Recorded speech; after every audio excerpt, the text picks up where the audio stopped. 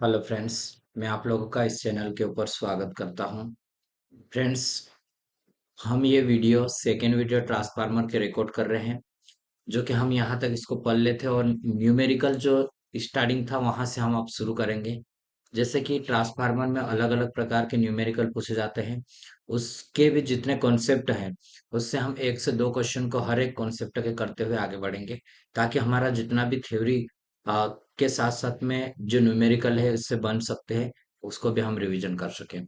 ठीक है, तो आज के वीडियो को स्टार्ट करते हैं।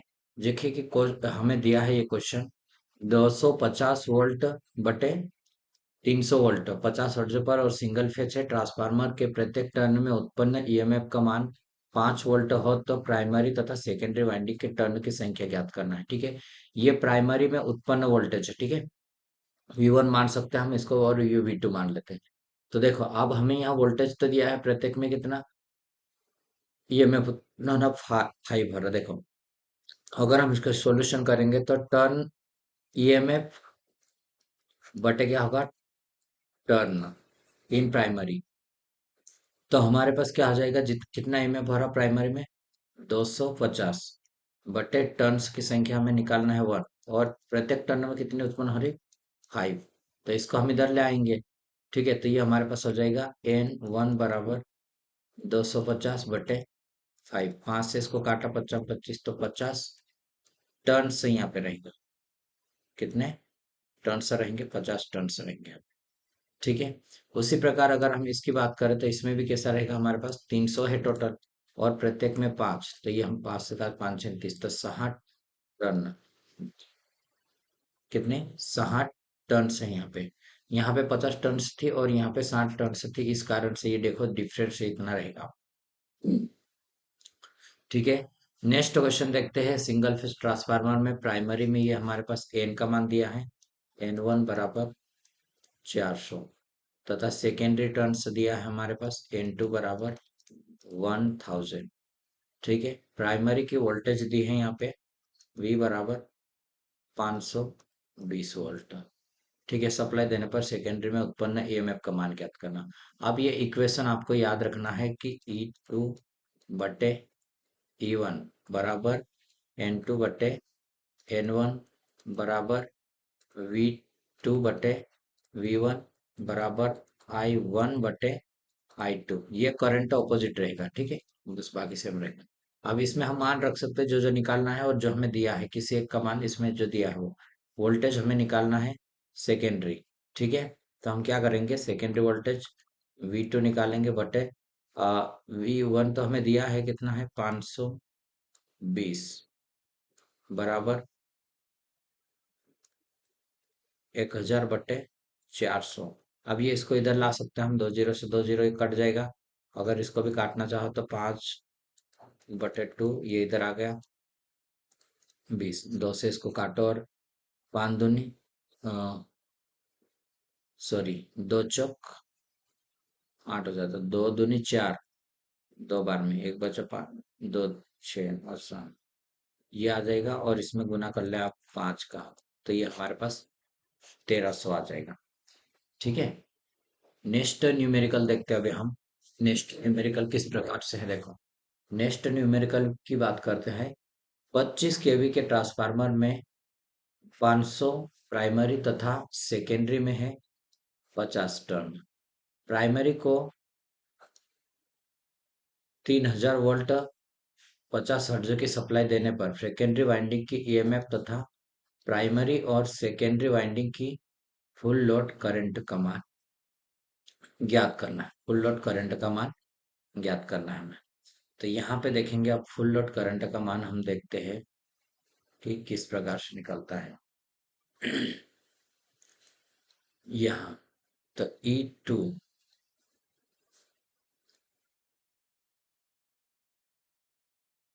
ठीक है, तो यहाँ पे अगर हम मान रखेंगे, हमारे पास जो जो मान दिया है इसमें हमने रखा E2 निकालने के लिए। यहाँ पे करवाता हूँ मैं, E2 बराबर करेंगे, टर्न्स की संख्या सेकेंडरी में 500 है एंड प्राइमरी में भी 500 है क्या, 1 मिनट चेक करेंगे हम। सेकेंडरी में 50 है। ठीक है, तो इसको हटाओ ये वाला। बाकी हमारे पास E1 दिया है, जो कि डायरेक्टली इधर के साइड हम लिखेंगे इसको 3000, ये ठीक है। 5 से तो 5 कट जाएगा, ये 0 से एक 0 इधर का काट लिया, तो ये 300 आ जाएगा। ठीक है, ये 300 आने पे अब हम निकाल सकते हैं नेक्स्ट वाला भी। ठीक है, इसी प्रकार हमें मतलब अलग अलग करना है इसको। आप इजीली निकाल पाओगे। अगर करंट निकालने के लिए बोलता तो हम करंट इससे निकाल लेंगे। जब हमारे पास ये क्या है 25, ये पावर है, बटे वोल्टेज करेंगे तो हमारे पास ये करंट आएगी। ठीक है, पावर हमारे पास 25 केवी में दिया है, तो इसको हम कर लेंगे वीएम, ये। और वोल्टेज कितने हमारे 3000, तो 30 से 3, और ये इसको 5 से काट, 3 से। ठीक है, तो ये आ जाएगा 8.33 एम्पियर। ऐसे ही सेकेंडरी में भी आप इसको निकाल सकते हैं। ठीक है, अब ट्रांसफार्मर को ऑन लोड, ट्रांसफार्मर में हम लोड की कंडीशन में क्या होता है उसको देखते हैं। देखो, ये हमारे पास एक डायग्राम है जो ट्रांसफार्मर का, हमने प्राइमरी में देते थे, यहाँ पे फ्लक्स उत्पन्न हो जाती है। ठीक है, यहाँ क्या उत्पन्न होती है, फ्लक्स उत्पन्न होती है। जैसे सप्लाई हम V1 देंगे तो अब यहाँ पे जो फ्लक्स रहती प्राइमरी में दो काम करेगी। जो हम सप्लाई देंगे तो वहां करंट बहेगी, वो एक तो क्या करेगी, इस वाइंडिंग के कुछ ना कुछ रेजिस्टेंस के कारण आई स्क्वायर आर लॉस करेगी, और एक काम करेगी, उसको फ्लक्स को प्रोड्यूस करेगी। तो दो काम हो गया इसका, प्राइमरी जो I0 रहता है जो करंट, उसका काम हो जाएगा ये। ठीक है, तो यहाँ पे हम देखेंगे कि अलग अलग फार्मूले को देखेंगे। नो लोड करंट का मान I0 हमने माना, और मैग्नेटाइजिंग करंट अगर हम ये आई म्यू रखा बराबर I0 एंड साइन 5 अगर हम निकालते हैं, तो ये हमारे पास मैग्नेटाइजिंग करंट आ जाएगी। और वर्किंग करंट की अगर हम बात करें तो वर्किंग करंट ये हमारे पास IW बराबर में रहेगा हमारे पास I0 कोस 5। ठीक है, अब इसी के अगर हमारे पास ये दो दिया है और हमें नो लोड करंट निकालना रहेगा, तो हमें नो लोड करंट निकालने के लिए अंडर रूट में करेंगे हम W स्क्वायर प्लस म्यू का स्क्वायर, ये आ जाएगा। ठीक है, नो लोड पावर भी हम निकाल सकते हैं। नो लोड पावर का फॉर्मूला दिया है V I0 cos फाइव, ये cos फाइव रहता है इसमें, है नहीं, जो वाट फुल करंट रहेगा उसमें, वर्किंग जो करंट रहेगा उसका, और जो आपने मैग्नेटाइजिंग करंट है उसमें साइन फाइव में आ रहा है। ठीक है, सामान्य ट्रांसफार्मर नो लोड पर आयरन लॉस या कोर लॉस होता है। ठीक है, बहुत कम मात्रा में कॉपर लॉस होता है, क्योंकि नो लोड करंट बहुत कम होते हैं, फुल लोड करंट की तुलना में ये कम रहते हैं। जैसे 2 से 5% मान सकते हैं हम, ज्यादा से ज्यादा। ठीक है, ये 5% रहेगी। ट्रांसफार्मर की नो लोड करंट में करंट की दो वेव मौजूद रहता है, जैसे कि इसमें दो वेव मैंने आपको एक्सप्लेन किया, वही बातें हैं यहाँ पे। ठीक है, करंट का मैग्नेटाइजिंग अवयव जो रहेगा म्यू 0 से हम इसको प्रदर्शित करें, और जो वोल्टेज से जो एक हमने पढ़ा था कि भाई ये हमारे पास वोल्टेज हमने यहाँ सप्लाई दिया, तो ये लेग करेगा कितने, ये फ्लक्स 90 डिग्री लेग करेगी। उसके बाद फिर 90 डिग्री पे यहाँ पे वोल्टेज उत्पन्न होगा, E1 भी यहीं पे उत्पन्न होगा, E2 भी, और V2। ठीक है, तो ये इसी में रहेगा, ये फेज में रहेगा, ये ध्यान रखो। करंट का दूसरा अवयव वर्किंग अवयव होता है, और यह ट्रांसफार्मर में होने वाले हानि को पूरा करता है। प्राइमरी वोल्टेज V1 के फेज में होता नो लोड करंट इन दोनों अवयवों को सदिश योग होता है। नो लोड सदिश योग होता है। ट्रांसफार्मर की नो लोड करंट में वर्किंग अवयव, ये वर्किंग अवयव है हमारे पास, ठीक है, की तुलना में मैग्नेटाइजिंग अवयव ये हमारे पास रहेगा होते हैं। इसलिए no load current primary voltage V से 75 डिग्री लेग करते हैं, और नो लोड पर ट्रांसफार्मर का पावर हमारे पास इतना रहेगा, नो लोड के कंडीशन में 0.2 रहेगा। ठीक है, ट्रांसफार्मर ऑन लोड की कंडीशन में अगर हम देखते हैं तो सेकेंडरी वाइंडिंग में हम लोड को जोड़ेंगे, और सेकेंडरी वाइंडिंग में करंट फ्लो होगा, जिसे I2 बोलेंगे हम। ठीक है, इसका मान लोड के मान के ऊपर, जितना लोड रहेगा ना उसके ऊपर ही डिपेंडेंट करेगा। ठीक है, ट्रांसफार्मर के लोड के ऊपर, जो पावर फैक्टर मेन रहता है उसके जो लोड रहेगा, जो पावर फैक्टर भी क्या किसके ऊपर डिपेंड करेगा, लोड के ऊपर डिपेंड करेगा। V2 के सापेक्ष I2 फेज लोड के गुण पर निर्भर करता है। यदि लोड नॉन इंडक्टिव होता है तो ये I2 और V2 के फेज में रहती है। इंडक्टिव लोड पर यह V2 से लेग करती है तथा कैपेसिटिव लोड पर यह I2 से लेग करती है। ठीक है, तो ये ध्यान देना कि इंडक्टिव पे ये क्या कर रहा है, लेग कर रहा है, और नॉन इंडक्टिव पे दोनों सेम चलेगी और कैपेसिटी लोड के ऊपर लीड करेगी। ठीक है, ये हमारे पास इस तरह से हम ये डायग्राम बनेगा लोड की कंडीशन के। हम यहाँ पे लोड लगाया और यहाँ पे करंट I2 जाएगा, और जो लोड पर वोल्टेज रहेगा V2 बनेंगे इसको हम। ठीक है, ट्रांसफार्मर की सेकेंडरी पर लोड जोड़ने से जब उसमें सेकेंडरी करंट I2 प्रवाहित होती है तो इस करंट का अवयव I2 प्राइमरी में प्रवाहित होता है। अतः प्राइमरी करंट I1 का मान नो लोड I0 तथा लोड करंट का अवयव के इन दोनों का सदिश योग होता है। ठीक है, ट्रांसफार्मर पर लोड जोड़ने से उसका पावर फैक्टर बढ़ जाता है और पावर फैक्टर एंगल कम हो जाएगा। एंगल कम होने से पावर फैक्टर का मान बढ़ेगा। ठीक है, ट्रांसफार्मर की सेकेंडरी पर लोड जोड़ने से उसके कोर पर फ्लक्स अपरिवर्तित रहते हैं, इसलिए उसमें ट्रांसफार्मर में आयरन लॉस कैसा रहेगा, कांस्टेंट रहेगा। लोड के कारण से उस फ्लक्स में कोई भी परिवर्तन नहीं होगा। फुल लोड पर करंट के वर्किंग अवयव का मान करंट के मैग्नेटाइजिंग अवयव की तुलना में ज्यादा रहेगा। ठीक है, फुल लोड की कंडीशन में ट्रांसफार्मर विथ वाइंडिंग रेजिस्टेंस। अब देखो वाइंडिंग का रेजिस्टेंस, ये हम रेजिस्टेंस को दिखाइए कि प्राइमरी वाइंडिंग में ये रेजिस्टेंस रहेगा R1 और ये करंट जाएगा। ठीक है, और सेकेंडरी में हमारा हमने कुछ ना कुछ रेजिस्टेंस रहेगा, उसको हमने ये शो करा। ठीक है, R2 बोला जिसको हमने। अब हमने क्या करा, यहाँ पे हमने इसको सप्लाई दी 200 वोल्ट और हमें इंड्यूस्ड ईएमएफ में मिल रही है 180। अब ये 20 क्या हुआ, यहाँ पे वोल्टेज ड्रॉप हो जाएगा जो कि IR में होगा। ठीक है, प्राइमरी में ये रहेगा और सेकेंडरी में फ्लक्स तो सेम आएगा, तो यहाँ पर भी इतना ही उत्पन्न होगा, या फिर इसमें हम टर्न्स के अकॉर्डिंग यहाँ उत्पन्न कर लेंगे। अगर यहाँ 200 उत्पन्न होता तो यहाँ पे भी कुछ ना कुछ ड्रॉप होगा, फिर इतना मिलेगा हमको। ठीक है, तो ये ध्यान रखना कि हमारा इक्वेशन कैसा बना। E1 अगर हम निकालते हैं तो टर्मिनल V1 माइनस IRA जो उत्पन्न हो रहा है, तो जो हमने सप्लाई दे रहे हैं उसमें से हम घटा देंगे, और V2 निकालेंगे तो हमारे पास क्या रहेगा, E2 माइनस I2 और R2 रहेगा, सदिश अंतर रहता। ठीक, इक्विवेलेंट रेजिस्टेंस की अगर हम बात करें तो हमें रेजिस्टेंस को रेफर्ड करना पड़ता है। ठीक है, ट्रांसफार्मर की गणना को सरल बनाने के लिए हम दोनों वाइंडिंग के रेजिस्टेंस को किसी एक वाइंडिंग में स्थानांतरित कर देते हैं, किसी एक साइड में। तो हम अलग अलग प्रकार से दोनों तरीके से हम कर सकते हैं।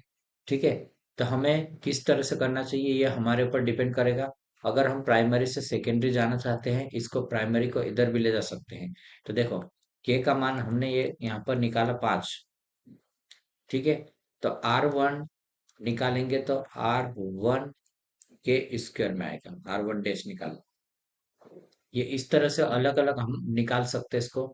अगर हम ये रेजिस्टेंस दिया तो ये वाला, मैं इसको एक सेपरेट छोटा सा वीडियो बना के ना इसको पूरा एक्सप्लेन करने की कोशिश करूंगा कि बहुत अच्छा है उसका, कि मेथड हमें प्राइमरी से सेकेंडरी जाने के अलग अलग मेथड क्या रहती हैं और किस तरह से रहते हैं। थोड़ा सा डीप में रहेगा, बट आप लोग को अच्छा रहेगा कि अगर हम उसको थोड़ा डीप में जान के आगे बढ़े तो। ठीक है, तो ये हम सेकेंडरी को रेफर्ड हो रहे हैं, प्राइमरी से सेकेंडरी में हुए। अब ये सेकेंडरी से प्राइमरी में। ठीक है, प्राइमरी के रेजिस्टेंस को सेकेंडरी में शिफ्ट करते समय उसमें ट्रांसफार्मर रेशियो के वर्ग से गुना करते हैं हम। ये रेजिस्टेंस की ओनली बात कर रहे हैं। हम अगर करंट की बात करते हैं तो हम इसको भाग देते हैं। ठीक है, और रिलेटिव रिलेटिव रेक्टेंस रहता है, इम्पीडेंस रहता है, वोल्टेज रहता है, उसको भी हमें रेफर करना पड़ता है। ठीक है, तो थोड़ा सा ये लेंथी हो जाएगा, इसको मैं यहाँ पे इसका चार्ट नहीं लगा तो मैं आपको एक्सप्लेन इतने अच्छे से नहीं कर रहा हूँ यहाँ पे, ठीक है। लेकिन मैं इसके refer to primary and secondary का मैं हो सकता नेक्स्ट वीडियो में ही आपको बता दूं, क्योंकि ये थोड़ा सा बड़ा चैप्टर है। इसको टाइम लगेगा, थोड़ा 3 वीडियो में बनाने की कोशिश करूंगा। आज अभी एक कर लेते हैं, फिर मैं और शाम को एक वीडियो रिकॉर्डिंग करके उसको अपलोड करूंगा। उसके साथ में मैं ऐड करने की कोशिश करता हूँ, या फिर मैं उसको लिख कर समझा दूंगा आपको, ठीक है। सेकेंडरी के रेजिस्टेंस को प्राइमरी में शिफ्ट करते समय ट्रांसफॉर्मेशन के वर्ग से भाग देते हैं हम, अतः सेकेंडरी रेजिस्टेंस प्राइमरी में समतुल्य ये हो जाएगी, ठीक है। तो इसको ध्यान देना। अब हम मैग्नेटिक लीकेज देखते हैं, लीकेज क्या होता है।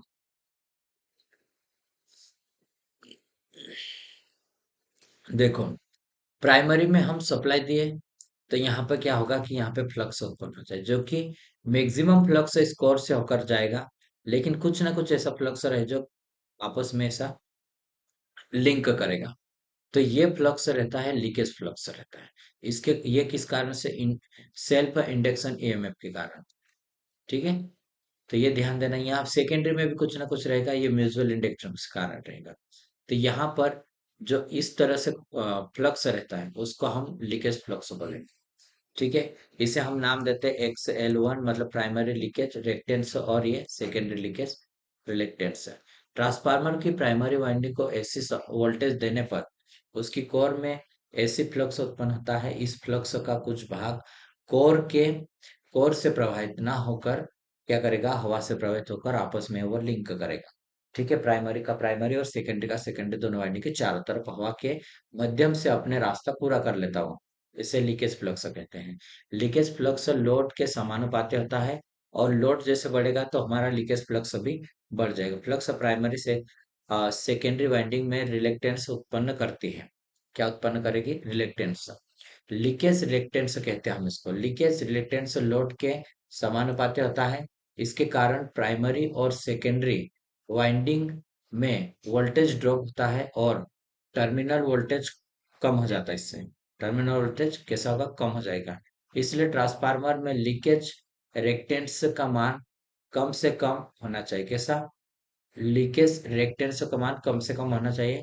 इसे कम करने के लिए सेक्शनलाइजिंग वाइंडिंग और इंटरलेविंग वाइंडिंग का यूज करते हैं हम। सेक्शनलाइजिंग एंड इंटरलेविंग वाइंडिंग का यूज करते हैं। वेल्डिंग ट्रांसफार्मर में high leakage reactance step down transformer का हम यूज करते हैं। और ट्यूब लाइट के चौक में भी, और low pressure sodium vapour lamp के और ऑटो ट्रांसफार्मर में भी लीकेज रिएक्टेंस भी ज्यादा रहता है। तो इनको भी याद रखना, किस में ज्यादा रहता है वो ध्यान देना, कि ट्यूब लाइट की चौक में, low pressure sodium vapour lamp में, और ऑटो ट्रांसफार्मर में, ठीक है। अब मैं यहाँ बात करूंगा, ये हमारे पास है एक सर्किट डायग्राम जो ट्रांसफार्मर की, ठीक है। हमने यहाँ पे देखा, ये करंट है I1, एंड ये रेजिस्टेंस R1 एंड XL, जो रिएक्टेंस है वो X1, ठीक है। इसी प्रकार यहाँ पर भी हमारे पास दिया है। अब इक्वेशन ये वाले हमने बना के देख ली है, इसको आप एक बार और देख ले, ताकि याद रहेगा आपको कि इससे रिलेटेड अगर न्यूमेरिकल आता है तो आप इजीली कर पाओ, ठीक है। ट्रांसफार्मर का बैक टू बैक टेस्ट या स्वीपनेस टेस्ट, तापमान मापने के लिए टेस्ट करते हैं। ट्रांसफार्मर में कुछ वोल्टेज ड्रॉप होता है, जिससे प्राइमरी और सेकेंडरी वाइंडिंग में रेजिस्टेंस के कारण, उसमें लीकेज रिएक्टेंस दोनों के कारण क्या होगा, इसमें इसका मान कम हो जाएगा, ठीक। और वहां पे टेम्परेचर बढ़ सकता है। ट्रांसफार्मर टेस्ट हम अलग अलग करते हैं। ट्रांसफार्मर के टेस्ट, ट्रांसफार्मर के परफॉर्मेंस की गणना करने के लिए हम ट्रांसफार्मर का टेस्ट करेंगे। तो दो टेस्ट तो मेन रहता है इसमें। नो लोड टेस्ट, जिसे ओपन लोड टेस्ट हम बोलेंगे। अब इसमें क्या है कि हाई वोल्टेज वाइंडिंग को हमने क्या करा, ओपन करके रखा है यहाँ पे, ठीक है। और लो वोल्टेज वाइंडिंग के ऊपर हम वोल्टेज को पैरेलल में कनेक्शन करेंगे, और एम्पियर को सीरीज में कनेक्शन करेंगे, और वाट, ये वाट मीटर है, ठीक है, जो पावर मेजर कर रहा है। ये लो वोल्टेज वाइंडिंग की साइड हम करेंगे। और इस टेस्ट के द्वारा हम ट्रांसफार्मर का आयरन लॉस या कोर लॉस इसको ज्ञात करते हैं। इससे कॉपर लॉस नहीं ज्ञात होता है। ठीक है, ये टेस्ट ट्रांसफार्मर के लो वोल्टेज वाइंडिंग पर करते हैं तथा हाई वोल्टेज वाइंडिंग को हम ओपन रखते हैं। ठीक है, हाई वोल्टेज वाइंडिंग को कैसा रख रहे हैं, ओपन रख रहे हैं। तो इसको ध्यान देना। यहाँ पे क्या है देखिए, लो वोल्टेज वाइंडिंग पर रिलेटेड वोल्टेज देते हैं और ये कोर में रिलेट फ्लक्स उत्पन्न करते हैं। इसमें रिलेट आयरन लॉस होता है और इससे वाट मीटर द्वारा नाप लेते हैं, और चूंकि नो लोड कॉपर लॉस बहुत कम होता है इसलिए उसको नेग्लेक्ट कर देते हैं। और इस वाट मीटर में जो यूज करेंगे हम लो पावर फैक्टर वाले वाट मीटर का यूज करेंगे। और शॉर्ट सर्किट रहता है जो इम्पीडेंस टेस्ट बोलते हैं, इम्पीडेंस टेस्ट, जो कि लो वोल्टेज वाइंडिंग को हम शॉर्ट करेंगे और हाई वोल्टेज पे हम इसको सप्लाई देंगे। ठीक है, जैसे कि वोल्टमीटर हो गया, एमीटर हो गया, एंड ये भी वाट मीटर हमारा लगा है इसमें। ठीक है, इस टेस्ट के द्वारा ट्रांसफार्मर की कॉपर लॉस को हम ज्ञात करते हैं। किसी भी लोड की स्थिति में ज्ञात कर सकते हैं हम इसको। ठीक है, किसी भी लोड की कंडीशन में हम इसको ज्ञात करेंगे। तो देखिए, यह टेस्ट ट्रांसफार्मर के हाई वोल्टेज वाइंडिंग पर करते हैं तथा लो वोल्टेज वाइंडिंग को शॉर्ट सर्किट करते हैं। हाई वोल्टेज वाइंडिंग पर रेटेड वोल्टेज 5% से 10% वोल्टेज देते हैं। इससे कोर में फ्लक्स कम उत्पन्न होती है और इसमें आयरन लॉस कम होता है, इसलिए इसे नगण्य मानते हैं तथा वाट मीटर की रीडिंग केवल कॉपर लॉस को प्रदर्शित करते हैं। ठीक है, अब देखो, यहाँ पे और हम कुछ देख लेते हैं, ट्रांसफार्मर की केवीए रेटिंग में क्यों लिखते हैं। तो ये ध्यान रखना, ट्रांसफार्मर में हमने दो लॉसेस देखे, एक आयरन लॉस जो कि वोल्टेज के ऊपर डिपेंड करेगा, और कॉपर लॉस जो करंट के ऊपर डिपेंड करेगा। ठीक है, अब अदर ट्रांसफार्मर में जो टोटल लॉस है वो पावर फैक्टर के ऊपर डिपेंडेंट नहीं करता, इसलिए हम इसकी केवीए रेटिंग में व्यक्त करते हैं, मतलब वोल्टेज और करंट के ऊपर इसकी रेटिंग रखते हैं। ट्रांसफार्मर की रेटिंग अगर आपको पूछे तो केवीए में रहेगा। ठीक है, ट्रांसफार्मर वोल्टेज रेगुलेशन। अब वोल्टेज रेगुलेशन क्या होता है वो देखते हैं। ये क्या है, no load secondary terminal voltage, एक full load secondary terminal voltage. अब दोनों की दोनों सेकेंडरी टर्मिनल वोल्टेज ही है, लेकिन एक कौन सा है, एक नो लोड कंडीशन में और एक फुल लोड कंडीशन में दिया है। ठीक है, वोल्टेज रेगुलेशन अगर डाउन निकालते हैं तो no load minus full load बटे नो लोड करेंगे। डाउन में फुल नो लोड का मतलब हम नो लोड के रिस्पेक्ट में निकालेंगे, और ऑफ रहेगा, रेगुलेशन ऑफ रहेगा, वो फुल लोड के respect, no load minus full load बटे फुल लोड रखेंगे हम इसको। ठीक है, वोल्टेज रेगुलेशन का मान कम से कम होना चाहिए और आदर्श स्थिति में तो इसका मान 0 होना चाहिए। ठीक है, हमेशा वोल्टेज रेगुलेशन डाउन लेते हैं। कौन सा, डाउन लेते हैं। ट्रांसफार्मर का वोल्टेज रेगुलेशन लोड के पावर फैक्टर पर भी निर्भर करता है। ठीक है, लिविंग पावर फैक्टर पर लोड का वोल्टेज रेगुलेशन 0 रहेगा या फिर नेग्लेक्ट रहेगा। ठीक है, और ट्रांसफार्मर में अगर हम हानियों की बात करते हैं, ट्रांसफार्मर में हानियां क्या है देखो, ये दो प्रकार की रहती है। जैसे आयरन लॉस, जिसे हम कोर लॉस बोलते हैं, ये स्थिर हानि है जो कि कुल लॉस का 15% होती है। इसमें एक की बात करें तो ये हिस्टेरिसिस लॉस, जैसे हमने जनरेटर में पढ़ा था, सेम टू सेम वैसे की वैसे ये हमारे पास रहेगी कोर लॉस में। इसे कम करने के लिए सिलिकॉन का यूज करते हैं। ठीक है, और नेक्स्ट है कि हम इसमें ईडी करंट लॉस देखेंगे, सेकेंडरी जो स्क्वायर में रहता है। ठीक है, इसको भी देखना है। इसे कम करने के लिए लेमिनेशन का यूज कर रहे हैं हम। ठीक, तो इसको ध्यान देना। कॉपर लॉस यह परिवर्तित हानि होती है। क्या है, परिवर्तित हानि, और ये सबसे ज्यादा होती है, 85% होती है। ठीक है, ये कॉपर लॉस करंट के स्क्वायर में होता है। ठीक है, और केवी के स्क्वायर में रहेगा। करंट डायरेक्टली लोड के प्रोपोर्शनल में रहेगा और इफ फुल लोड में रहेगा। अब देखो, जो हमारा फ्लक्स है, ये करंट है, वो आधा होगा जब लोड हमारा आधा होने पे। ठीक है, तो इसको ध्यान देना आप। अब मैं यहाँ से आपको आगे क्वेश्चन आएंगे, इसको मैं नेक्स्ट वीडियो में करूंगा। ठीक है, वीडियो देखने के लिए धन्यवाद। यदि वीडियो आपको पसंद आता तो अवश्य हमारे चैनल से जुड़े। आने वाली हर एक नोटिफिकेशन जो भी इंजीनियरिंग के फील्ड में है वो मैं सारी की सारी अपडेटेड कर रहा हूँ, इसलिए आप ध्यान दें। आप जुड़ सकते हैं, अपने दोस्तों को भी जुड़वा सकते हैं, और आप टेलीग्राम पे जुड़े और वहां पर इसके नोट्स मिल जाएंगे आपको। ठीक है, आप जिस भी एग्जाम की तैयारी कर रहे हैं अवश्य है कि आप हमें बता सकते हैं, और आपकी इच्छा है ये कि आप बताना चाहें या नहीं।